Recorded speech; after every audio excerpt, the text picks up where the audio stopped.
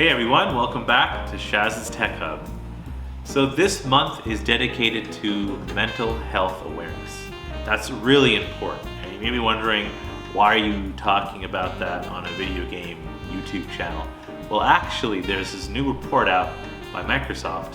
Full disclosure, as I mentioned before, I work for Microsoft, but all these views of my own, personal views, nothing to do with the company. They're reflections of my opinions and my opinions only. There was a really interesting article that came out that's entitled How Gaming Can Play a Positive Role in Mental Health.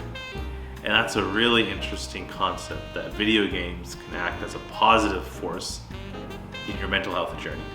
So I'm just going to read a quote from the article and then we can discuss. A recent Microsoft study within the Xbox Research Accessibility Community Feedback Program, that is a very long name, a group made up of players with disabilities looked at gaming and mental health during the pandemic. The study found that 84% of respondents agreed gaming has positively impacted their mental health over the past year, while 71% said gaming helped them feel less isolated. Those findings are particularly resonant as people worldwide mark Mental Health Awareness Month this May, some 16 months into the pandemic. But even before the pandemic, researchers have cited the benefits of gaming on mental health, and game creators have in recent years begun to portray mental illness in games in a more thoughtful and less stigmatizing ways than in the past. So it's important to know that everyone's experience with mental health is unique. I'm not saying go off and start playing video games and you'll magically feel better. But I am highlighting that there's some studies out there that kind of show the benefits of playing video games. I think growing up, we are all told video games are useless, they're bad for you, they're not good, they'll destroy your career, or they'll waste your time. When in reality, now, as we get older, as we begin doing our own research, it's pretty clear that video games can play a positive role in our life. Everything in balance, right? But don't take my word for it. Let's jump back into this article and let's just take a look at this quote. I find even more fascinating. Kelly Dunlap, a clinical psychologist who has a master's in game design, says video games can help people living with mental illness by providing a way to relax, connect with others, and feel competent. We know that games are exceptionally good at helping us feel like our decisions matter, and that we can have power over the world around us, and that we have a sense of accomplishment. Again, I honestly never thought of video games that way, but it makes sense to me, and she's a clinical psychologist, so again, just like I mentioned in the VR video about reversing aging, this isn't a joke. I understand that Microsoft produces video games, and, Xbox and all these hardware as well, but these are clinical psychologists coming to the table and providing their research, and it shows that video games create a sense of worthiness. And I think that's really important, especially during this month about mental health awareness.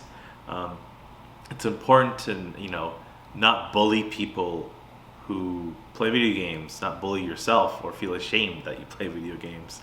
I think the average video gamer is something like in their 30s. It's a huge market too, economically speaking. It's bigger than Hollywood. You could probably throw in Bollywood into that calculus and it'll still add up. That video game industry as a whole is enormous. It's in the billions of dollars. So you're not alone when you want to pick up a game and start playing. How you do that, whether that's Xbox or PlayStation or Nintendo or Apple Arcade, whatever your medium is. But it's just really interesting to see how much the world has changed in terms of the perceptions of video games and in our lives. It's so interesting, and I really encourage you to continue to read the whole article. It deeps dive into the crafting of the story of a video game and kind of redefining what mental health is within storylines. Because we've seen the movies that portray, and the video games that portray mental health as a negative thing, as the bad guy or the evil person, the villain. So I'm glad to see that there are video game creators out there that are trying to be more reasonable, that are trying to be more practical in the story writing of video games. I'm going to say something controversial. I feel that the graphics of video games have improved, the sound has improved, the design has improved, but I'm not sure the storytelling has improved that much. It has in some sense. If you have the multi-million-dollar budget blockbuster for PlayStation or Xbox or Nintendo, then yeah, of course they're going to invest a lot of game writers, and that's wonderful. But on average, I'm not feeling it. Maybe I'm wrong. Leave a comment down below. Make sure you hit that like button, subscribe, support this channel so I can keep creating more interesting and engaging content like this. But I mean, let me know what you think about that, about what I just said about the storytelling and how it's not about fancy words. It's not about 15 different plot twists. I just don't feel like a good example is Devil May Cry 5, which I love. I love the Devil May Cry game and overall the series. But I can't say that storytelling has improved since the first. Now the first game, as most folks know, the first game it had a story, but it kind of started halfway through the story. You don't know what's really going on. You don't know the main character, what their purposes are. There are random characters that come out of nowhere that are important, but you never really know what their backstory is. I found that intriguing. I found it interesting. Through Devil May Cry, 3 and 4, 2 was kind of dicey, but all the fans would know. They tried to inject some sense of a story, backdrop, and the recent game also has an interesting story. But if you compare the graphics of Devil May Cry 1, even the gameplay, classic is a classic. I respect it. I love it. But obviously, Devil May Cry 5 is just amazing in terms of gameplay. But the story is not the most compelling. Again, it is interesting. I guess in a point of inclusion, actually, one of the main characters has a prosthetic arm. So that's been interesting, I think. I mean, obviously I can't relate to that, but seeing someone portrayed as a hero, a strong hero with a prosthetic arm, acting as actually an enabler. Like, due to his ability to have that multifunctional arm, he's able to have new powers and new abilities. I know it's a video game, but I think representation matters. And the fact that video game kind of snuck that in, again, shows that perhaps we're becoming more aware and more inclusive of how we tell stories.